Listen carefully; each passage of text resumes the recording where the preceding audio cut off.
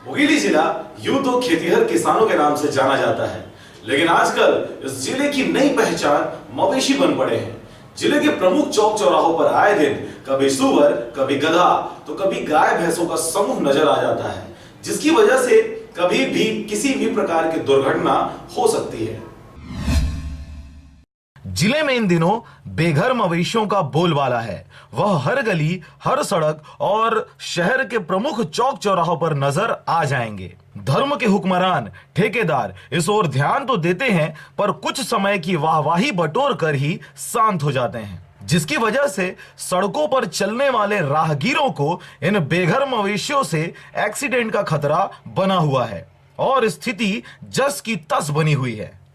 मेरी सब्जी को नुकसान पहुंचाता है। इन लोग को नगर पालिका लवारिस गाय को लेता नहीं है। गौशाला इन लोग को लेना चाहिए।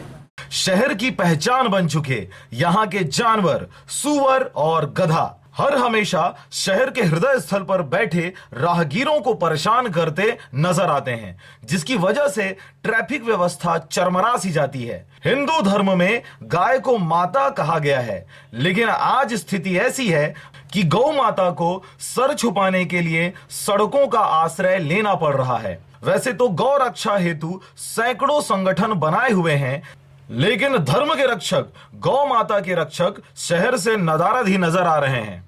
यहाँ पर देखिए तो हर समय लावारिस मवेशी घूमते रहते हैं। जैसे भी कुछ हो जाता है उसके मालिक आके तत्काल मुआवजा दो, ये कर वो कर, उसके ऊपर तो नगर पालिका भी ध्यान नहीं दे रही। कुछ दिन गाँव के साथ चला, उसके बाद तो अभी पूरा बंद नहीं किया। जैसे गाड़ी किसी का खड़ा है, गाड़ी में कागजात है, सब्जी है या कुछ खाने पीने का सामान है, अगर 5 मिनट के लिए गाड़ी वाले कहीं गए तो मवेशी आके उसको तुरंत कहीं गाड़ी को गिरा दिया, किसी की सब्जी को खा लिया, और कई प्रकार की अनहोनी तो बिल्कुल यहाँ होने का डर ही रहता है।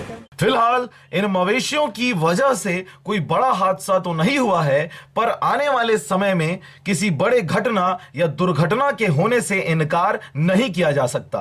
अब देखना यह होगा कि इस ओर शासन प्रशासन की आंखें कब पड़ती हैं, घटना के पहले या किसी बड़े हादसे के बाद।